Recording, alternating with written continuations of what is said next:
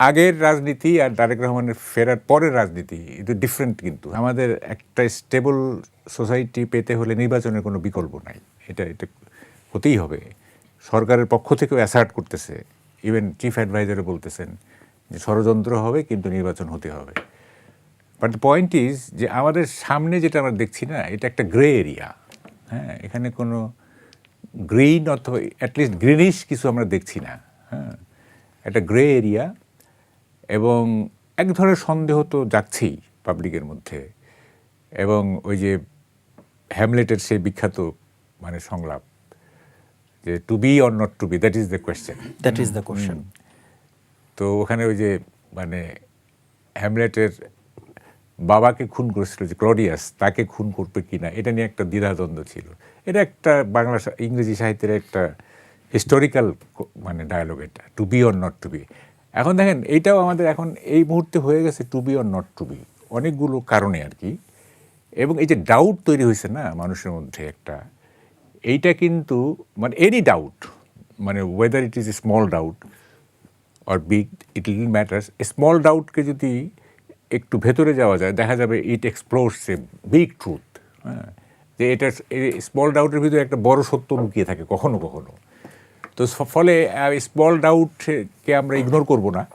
হ্যাঁ, এই অর্থে যে আমাদের সোসাইটিটা তো আর আমেরিকান সোসাইটি না, যে প্রতি 4 বছর পর পর 4th নভেম্বর ইলেকশন হবে আর পরের বছরের 20th জানুয়ারি অভিষেক হবে, এই যে সিস্টেমে চলে আর কি। হ্যাঁ, এটার কোনো ব্যত্যয় নাই। এভরি 4 ইয়ার্স আপনার 3rd নভেম্বর ইলেকশন হবেই এবং 20th জানুয়ারিতে প্রেসিডেন্ট উইল বি ইনাগুরেটেড। এই লিনিয়ার মোশন তো আমাদের না, আমাদের তো this is a zigzag way. আমাদের বাংলাদেশের যে রাজনীতি না, এই যে জিগজ্যাগ, হ্যাঁ, আমরা বুঝতে পারি না আসলে কি হচ্ছে। ফলে কি হচ্ছে, ভবিষ্যৎ হোক নিরাপদ, বিনিয়োগ হোক বিশ্বস্ত, আর আমার পছন্দ সল্ট বে। ওয়েলকাম টু সল্ট বে। তবে দেখা যাক। তবে একটা কিন্তু দেখেন, তারেক রহমানের দেশে ফেরার আগের রাজনীতি আর তারেক রহমানের ফেরার পরের রাজনীতি এটা ডিফারেন্ট কিন্তু। হ্যাঁ, মানে তারেক রহমান ফেরার আগ পর্যন্ত জামাতের একটা হাইপ ছিল, মনে হচ্ছিল যে জামাতের একটা বিরাট শক্তিশালী ইয়ে। আবার তারেক রহমান ফিরে আসার পরে দেখা গেল মানে কি বলে যে জামাত একটু পিছনে পড়ে গেছে, আবার বিএনপি একটু মানে ওভাররুল করতেছে। এইটা একটা নতুন পরিস্থিতি তৈরি হয়েছে আর কি। তবে একটা দিক আমার মনে হয় সাপে বড় হয়েছে, সেটা হলো যে জগন্নাথ কলেজে যে শিবির জিতলো, এইটা বোধহয় জামাতকে নির্বাচনমুখী করতে একটু উৎসাহিত করতে পারে। 16 তারিখে আমরা স্বাধীন হলাম না, বিজয়।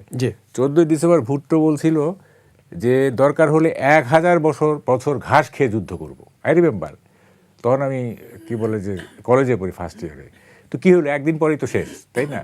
তো এগুলি থাকে রাজনীতিতে, এগুলো মানে বাগাড়ম্বর থাকে, রেটরিক থাকে।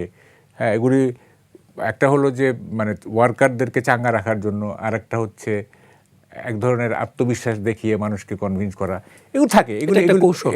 এগুলি কোনো ব্যাপার না। এই রাজনীতিবিদদের কথা খুব গুরুত্ব দিবেন না, একটা সাধারণ মানুষের কথা গুরুত্ব দিবেন, ইভেন গ্রামের কৃষকের কথা গুরুত্ব দিবেন, রাজনীতিবিদদের কথা গুরুত্ব দিবেন না। হ্যাঁ, তারা কখন কি বলে, এভরিবডি ইজ ইরাটিক, এভরিবডি। সকাল বিকাল, সকালে একরকম, বিকালে একরকম, কালকে একরকম। হ্যাঁ, ফলে এগুলি আমি খুব একটা গুরুত্ব দিই না। এবং দেখেন, আমার ছেলে একদিন বলছিল, আমার ছোট ছেলে, he is staying in London now, অনেক আগে বলছিল যে বাবা সকালবেলা উঠে পত্রিকা পড়ে খুব উত্তেজিত হয়ে যাই। হ্যাঁ, তারপর পরের দিন হয় কি, ওই উত্তেজনা মিলিয়ে গিয়ে আবার নতুন উত্তেজনা তৈরি হয়। মানে এই যে সকালবেলা আপনার উঠে পত্রিকা পড়ে যে উত্তেজনা তৈরি হয়, আপনি যেটা বলছেন যে রাজনীতিবিদদের কথায় গুরুত্ব না দেওয়ার জন্য পত্রিকাগুলোতে তো রাজনীতিবিদদের কথাই ছাপা হয়, এবং আমরাও আলোচনা করছি রাজনীতি। হ্যাঁ, পত্রিকাগুলোর পাতা ভরতে হবে না, আপনাকে তো পত্রিকা বের করতে হবে। যেমন ধরেন, আপনার কাজটা কি, কোনো রকমে 1 ঘন্টা পার করে দেওয়া, এই তো, আর কিছু না। কিন্তু যে আপনি খালি ভাবতেছেন কখন 1 ঘন্টা শেষ হবে, এই অনুষ্ঠানটা শেষ হবে, তাইলেই তো আপনি একটা গুড পারফর্মার হয়ে গেলেন, আপনার বেতনটা এনশিওর হয়ে গেল। হ্যাঁ, তো ফলে পত্রিকাগুলো তাই। হ্যাঁ, তাদের যে তাদের কাজ হচ্ছে যে বাজারে কি চলতেছে, ঘটনা কি, এই সে, এটা একটা মূল্যায়ন, এই সে, এটা নিয়ে তো তারা হয়তো পত্রিকা মানে বের হবে কেন, কিছু না কিছু ছাপতে হবে তাকে। তো তো কিছু না কিছু ছাপতে হবে, তো পলিটিশিয়ানদের কথা ছাপে, কারণ পলিটিশিয়ান বাংলাদেশে তো বিনোদন মানে বিনোদন তো নাই। একসময় একটা ফুটবল বিনোদন ছিল, নির্বাচন একটা বিনোদন ছিল, এখন তো বিনোদন নাই। তো বিনোদন, যে রাজনীতিবিদরা বিনোদনমূলক কথা বলে, হ্যাঁ, অনেকে হাসে, কেউ বিদ্রুপ করে, কেউ ইয়ে করে, হ্যাঁ, এই চলতেছে এগুলো।